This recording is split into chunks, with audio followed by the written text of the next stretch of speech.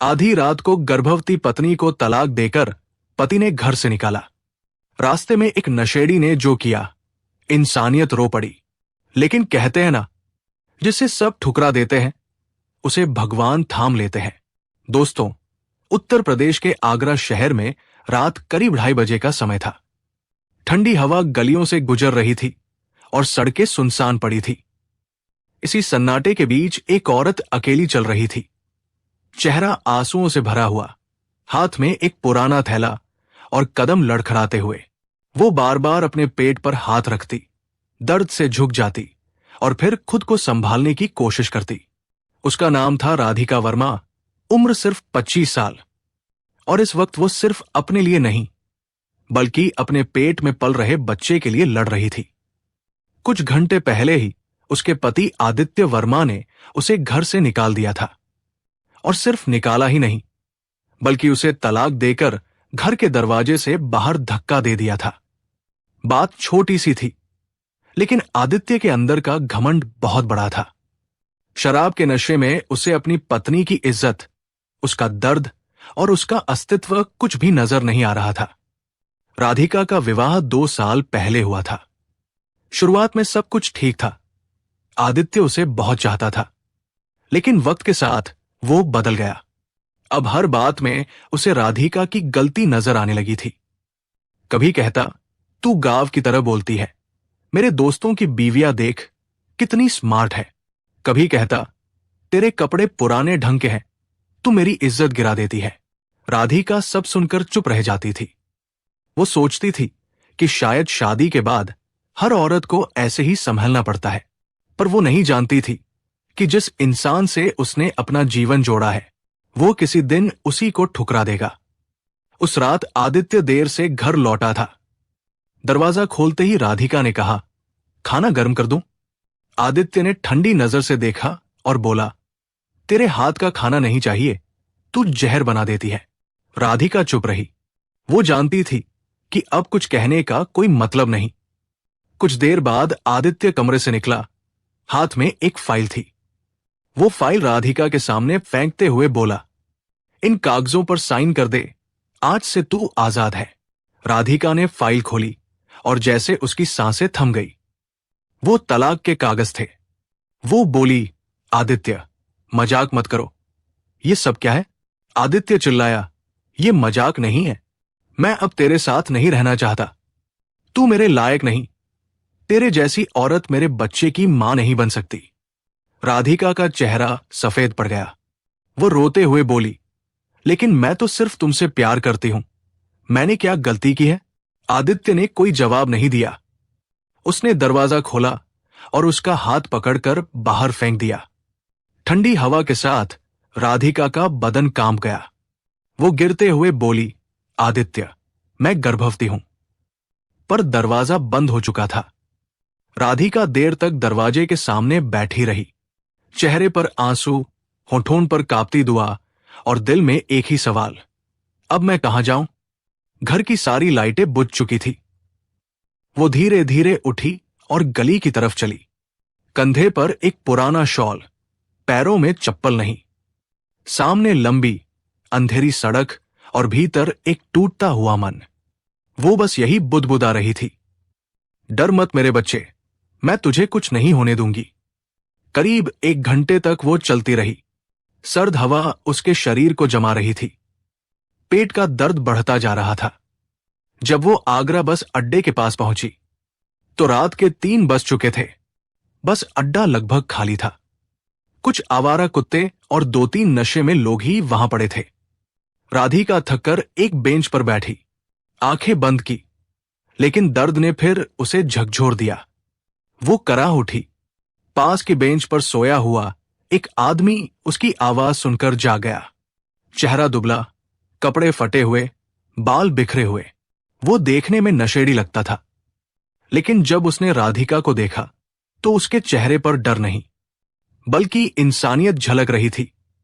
वो भागकर उसके पास आया और बोला, बहन जी, क्या हुआ आपको? राधिका ने मुश्किल से कहा, मुझे अस्पताल। और फिर वो बेहोश हो गई। उस आदमी का नाम था राजेश यादव, जो दिन में कबाड़ी का काम करता था और रात को बस अड्डे पर ही सोता था। उसने राधिका का सिर अपने घुटनों पर रखा, अपने साथी कमलेश को आवाज दी, जल्दी उठ, एक औरत की जान जा रही है। दोनों ने मिलकर एक पुराना लोडर रिक्शा निकाला। राजेश ने अपनी पुरानी चादर से राधिका को ढका और बोला, डर मत बहन, मैं हूं ना, सब ठीक हो जाएगा। उसके शब्दों में नशा नहीं, दया थी, और शायद उसी दया को दुनिया इंसानियत कहती है। रात की ठंड में टूटा फूटा रिक्शा धीरे धीरे एसएन अस्पताल की तरफ बढ़ा। सड़कें सुनसान थी, हवा सिसक रही थी, और उस रिक्शे पर बैठी राधिका दर्द और जिंदगी के बीच झूल रही थी। राजेश बार बार उसके माथे पर हाथ रखता और कहता, आंखें मत बंद करना बहन, बस थोड़ा और, हम अस्पताल पहुंच रहे हैं। अस्पताल के गेट पर पहुंचते ही राजेश ने आवाज लगाई, कोई है क्या? डॉक्टर बुलाओ, औरत की हालत खराब है। गेट पर मौजूद गार्ड दौड़ा, डॉक्टरों को बुलाया। राधिका को स्ट्रेचर पर डाला गया। वो पूरी तरह बेहोश थी। डॉक्टर ने तुरंत केस देखा। राधिका की हालत बेहद खराब थी। ब्लड प्रेशर गिर चुका था और बच्चा किसी भी वक्त पैदा हो सकता था। डॉक्टर ने झुंझलाते हुए कहा, इतनी लेट क्यों लाई गई इसे? जरा भी वक्त और गुजरता तो दोनों की जान जा सकती थी। राजेश घबराकर बोला, साहब, रास्ते में कोई था ही नहीं, मैं तो बस इसे बचाने की कोशिश कर रहा हूं। डॉक्टर ने पूछा, इसका घरवाला कहां है? राजेश ने सिर झुका लिया और धीमे से बोला, पता नहीं, पर शायद इस औरत का अब कोई नहीं है। डॉक्टर ने राहत की सांस लेते हुए कहा, ठीक है, ऑपरेशन की तैयारी करो। फिर नर्स से कहा, इस आदमी से फॉर्म पर साइन करवा लो। राजेश ने बिना कुछ पूछे साइन कर दिए। कागज पर नाम लिखा, राजेश यादव, गार्जियन। उसे नहीं पता था कि वो किस जिम्मेदारी में उतर रहा है। बस इतना पता था कि सामने एक औरत जिंदगी और मौत के बीच झूल रही है, और उसके पेट में पल रहा एक मासूम बच्चा उसकी उम्मीद था। वार्ड का दरवाजा बंद हो गया। राजेश बाहर बरामदे में बैठ गया। उसके हाथ कांप रहे थे, आंखों में आंसू थे। वो बार बार भगवान से बोल रहा था, हे मालिक, तूने मेरे हाथों किसी का बुरा नहीं करवाया, अब बस इन दोनों को बचा ले। करीब 1 घंटे तक वार्ड के अंदर सिर्फ मशीनों की आवाजें सुनाई देती रहीं। कभी डॉक्टर की तेज आवाज, कभी नर्सों की भागदौड़। राजेश बस सिर झुकाए वहीं बैठा रहा। उसका दोस्त कमलेश भी चुप था। दोनों मजदूर उस वक्त किसी भगवान से कम नहीं लग रहे थे। अचानक दरवाजा खुला। नर्स मुस्कुराते हुए बाहर निकली और बोली, मां और बच्चा दोनों सुरक्षित हैं। राजेश ने गहरी सांस ली, जैसे उसके अपने सीने से कोई पत्थर हट गया हो। उसकी आंखों में चमक थी और होठों से बस एक ही शब्द निकले, धन्यवाद मालिक, धन्यवाद। कुछ देर बाद जब राधिका को वार्ड से बाहर लाया गया, वो कमजोर थी लेकिन जिंदा थी। डॉक्टर ने कहा, बच्ची हुई है, बहुत प्यारी है। राजेश ने मुस्कुराकर कहा, लड़की हुई है, भगवान ने खुद आकर न्याय किया है। राधिका होश में थी, पर बहुत कमजोर। उसकी आंखें खुली तो उसने सबसे पहले वही चेहरा देखा, राजेश का चेहरा। वो गंदे कपड़ों में था, थका हुआ, लेकिन उसकी आंखों में दया थी। राधिका ने धीमी आवाज में कहा, आप कौन है? राजेश बोला, मेरे बारे में मत पूछो बहन, बस इतना समझ लो कि भगवान ने मुझे तुम्हारे लिए भेज दिया। राधिका की आंखों से आंसू बह निकले। वो फूटकर रो पड़ी, अगर आप ना होते तो मैं और मेरा बच्चा आज जिंदा नहीं होते। राजेश ने सिर झुकाया, बहन, शुक्रिया मत कहो, मैंने जो किया इंसानियत ने करवाया। कुछ देर बाद जब नर्स ने बिल थमाया तो राजेश के पास पैसे नहीं थे। उसने अपने फटे हुए बैग से कुछ सिक्के निकाले, थोड़े नोट जो उसने दिन भर की कबाड़ी में कमाए थे। कमलेश बोला, भाई, ये तो काफी नहीं है। राजेश बोला, मैं बाकी कल लेकर आऊंगा, पर इस औरत को तकलीफ नहीं होनी चाहिए। डॉक्टर ने सब कुछ देखकर कहा, पैसे की चिंता मत करो, पहले मरीज को आराम दो। राजेश की आंखें नम हो गई। राधिका ने अपनी गोद में बेटी को लिया। वो मुस्कुराई और उसकी मुस्कान में दर्द भी था, सुकून भी। वो बोली, इसका नाम आर्या रखूंगी, क्योंकि ये मेरी आराधना है। राजेश पास ही खड़ा था। उसके चेहरे पर थकान थी, पर संतोष भी। राधिका ने उसकी तरफ देखा और बोली, भैया, मैं आपका ये एहसान जिंदगी भर नहीं भूल पाऊंगी। राजेश बोला, नहीं बहन, मत ऐसा बोलो। भगवान ने हमें इंसान बनाया ही इसलिए है कि हम किसी और की मदद कर सकें। राधिका की आंखें भर आई। वो बोली, आपने तो मुझ में फिर से जीने की उम्मीद जगा दी। राजेश मुस्कुराया, बहन, अब आराम करो। मैं यही हूं, तुम्हें अकेला नहीं छोड़ूंगा। अगली सुबह आगरा शहर की सड़कें जाग चुकी थी, लेकिन अस्पताल के वार्ड नंबर 6 में पड़ी राधिका के लिए वो सुबह किसी नए जन्म से कम नहीं थी। राजेश पास की कुर्सी पर बैठा था। उसने रात भर जागकर राधिका और बच्चे का ध्यान रखा था। अब उसकी आंखों में नींद नहीं, बल्कि अपनापन था। राधिका ने पहली बार बिना डर के किसी मर्द को देखा था, जिसकी निगाह में हवस नहीं, इज्जत थी। भैया, अब आप घर जाइए, राधिका ने धीरे से कहा। राजेश बोला, कौन सा घर बहन? मैं तो यही बस अड्डे के पास सोता हूं। दिन में कबाड़ी बीनता हूं, रात को भगवान के भरोसे सो जाता हूं। यह सुनकर राधिका की आंखें फिर भर आई। वो सोचने लगी, जिसे दुनिया नशेड़ी कहकर किनारा करती है, वही आज उसका सबसे बड़ा सहारा बना है।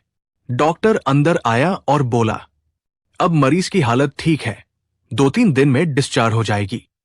राजेश ने सिर हिलाया और डॉक्टर से बोला, साहब, पैसे मैं थोड़े थोड़े करके चुका दूंगा।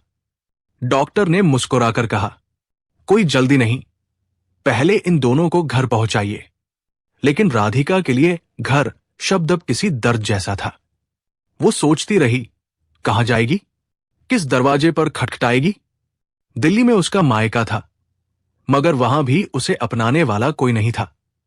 भाई ने शादी के बाद कभी हाल तक नहीं पूछा था, और ससुराल तो अब उसके लिए नर्क बन चुका था।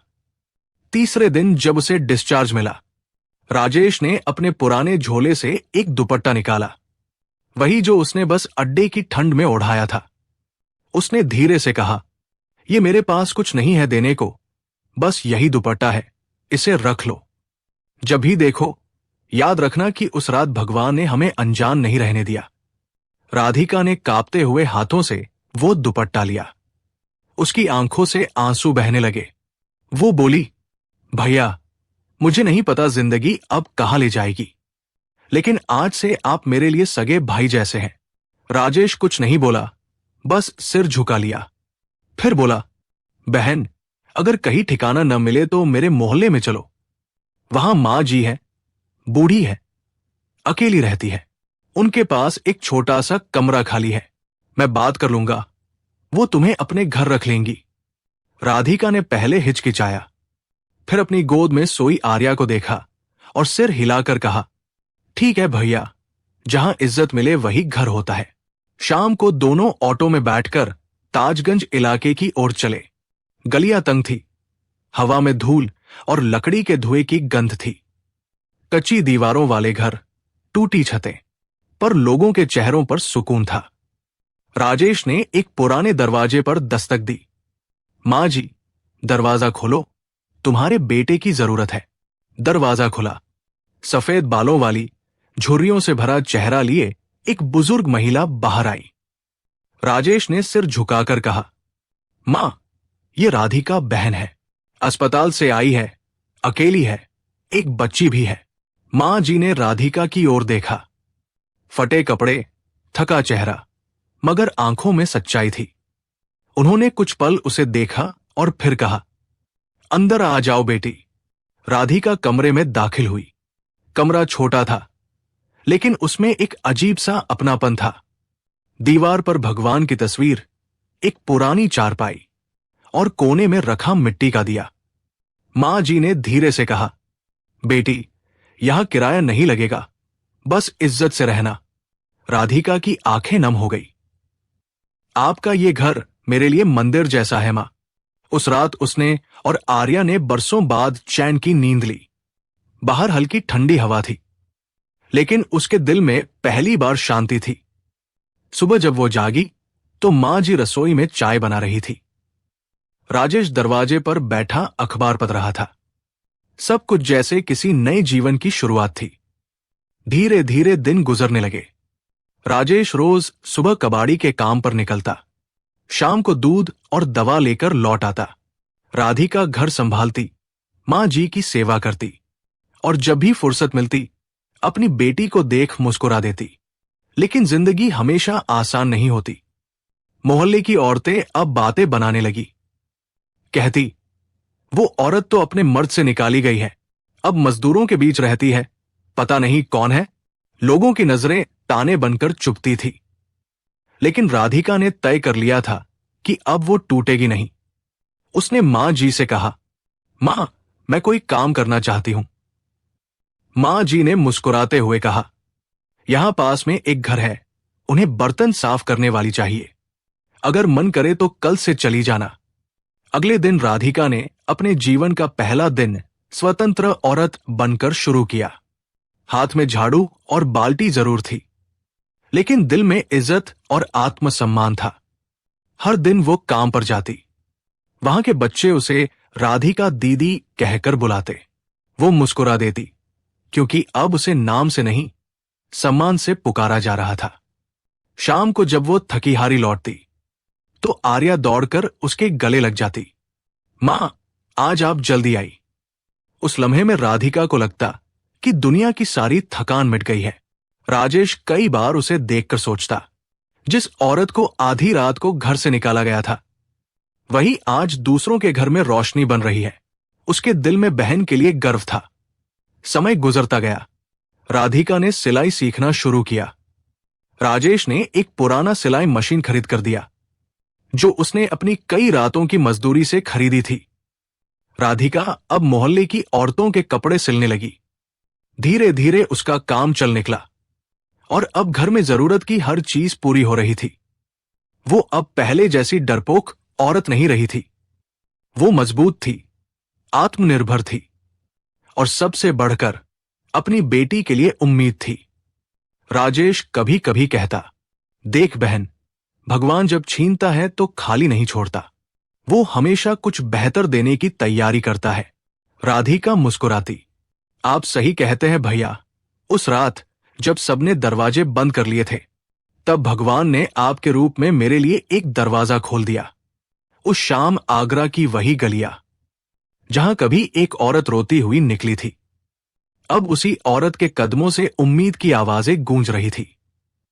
अब वो किसी से डरती नहीं थी, क्योंकि उसे मालूम था, जो औरत एक बार टूट कर भी खड़ी हो जाए, उसे फिर कोई झुका नहीं सकता। समय बीतता गया। राधिका की जिंदगी अब एक नई दिशा में आगे बढ़ रही थी। सुबह वो मोहल्ले की औरतों के कपड़े सिलती, दोपहर को आर्या के साथ खेलती और शाम को मंदिर की सीढ़ियों पर बैठकर भगवान का धन्यवाद करती। उसकी आंखों में अब दर्द नहीं, शांति थी। वो जान चुकी थी, जिंदगी हमेशा हमारी योजना के हिसाब से नहीं चलती, लेकिन अगर दिल सच्चा हो तो रास्ता खुद भगवान बना देता है। राजेश का भी जीवन अब बदल चुका था। पहले जो दिन भर नशे में धुत रहता था, अब वही सुबह उठकर मंदिर जाता, मां जी के पैर छूता और फिर कबाड़ बीनने की बजाय छोटी दुकान चलाने लगा था। राधिका ने ही उसे सिखाया था, भैया, इंसानियत के साथ मेहनत करने वाला कभी भूखा नहीं मरता। राजेश हंसकर कहता, बहन, अब तो तू ही मेरी शिक्षक है। धीरे धीरे मोहल्ले के लोग भी राधिका की इज्जत करने लगे। जो पहले पीठ पीछे बातें बनाते थे, अब कहते, भाई, इस औरत में हिम्मत है, भगवान सलामत रखे। वो औरत जो कभी भीगी सड़कों पर अकेली चली थी, अब उसी गली में औरतों को आत्मनिर्भर बनने की प्रेरणा दे रही थी। कई विधवा औरतें, छोड़ी गई पत्नियां राधिका से आकर कहती, दीदी, हम भी सिलाई सीखना चाहती है।